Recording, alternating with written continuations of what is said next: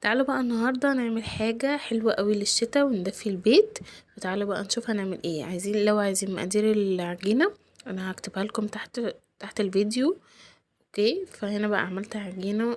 بصراحة بحب المعجنات جدا جدا في الشتا، بتدفي البيت قوي لما اشغل الفرن، وريحة المعجنات نفسها بتدي حاجة حلوة قوي في البيت. كمان ينفع للمدارس لانش بوكس والشغل والكلام ده. بجد كانت خطيرة. تعالوا بقى نشوف انا عملتها ازاي. هنا بقى بعد ما عجنت العجينة وسبتها تخمر، طبعا كنت مشغله الفرن عشان العجينة تخمر بسرعة، عشان في الشتا طبعا غير في الصيف. ففردتها لحد السمك بسيط، طبعا السمك اللي تحبوه، بس انا حبيت ان انا اخليها تكون رفيعة مش قوي، بس تكون سمكها رفيع، ما تكونش تخينة معايا عشان لسه هتخمر تاني. فهنا بقى فتحتها كده، عملت يعني زي فتحات من الجناب كده عشان نشوف هنعمل ايه بعد كده، زي ما انتوا شايفين في الفيديو. اوكي، وبعد كده بقى كنت مطلعه زبده، سبتها درجه حراره الغرفه ان هي تكون لينه معايا، يعني انا اقدر افردها. وقعدت بقى افردها كده واطبق الطبقات دي زي ما انتوا شايفين في الفيديو كده، واعملها على بعض عشان يطلع معايا. يعني هو بيبقى توريقه بسيطه مش قوي. اوكي، يعني مش بيكون زي العجينه المتورقه اصلا طبيعي.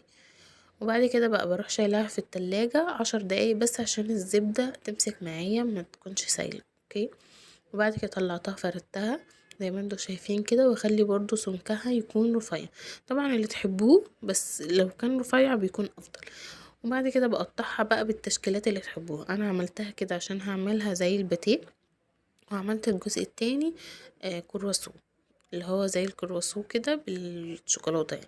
طبعا الحشوه اللي تحبوها، انا حطيت جبنه اسطنبولي، والناحية التانية حطيت شوكولاتة، وبقيت برول كده واقفل، بس خليتها صغيرة عشان لسه هتتعمل عملية خميرة تاني، يعني هتخمر تاني، فيتضاعف حجمها او هتكبر حتى لو بسيطة بس هتكبر. اوكي، فعملت بقى كده زي ما انتوا شايفين في الفيديو كل الكمية اللي معايا. الجنب التاني عملته بالشوكولاتة، كنت عندي شوكولاتة سبريد فحطيتها فيه برضو، كانت خطيرة، كانت رهيبة بجد. يعني اول مرة اجرب السبريد فيها، كانت حلوة قوي.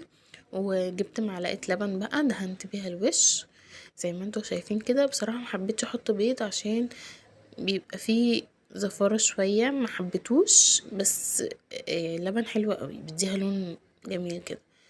اول ما طلعت بقى معايا بغطيها واسيبها شوية لحد ما يعني تبرد شوية عشان تفضل طرية